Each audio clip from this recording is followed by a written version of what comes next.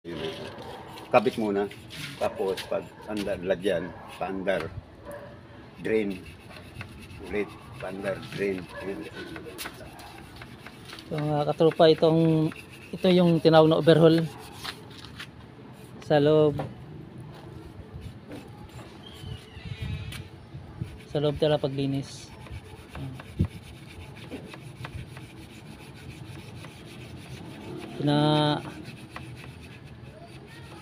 Parang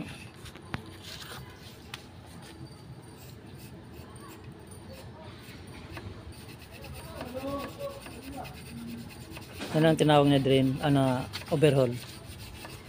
Yan pag overhaul, paglinis ng sa loob ng radiator. Matanggal yung mga kalawang.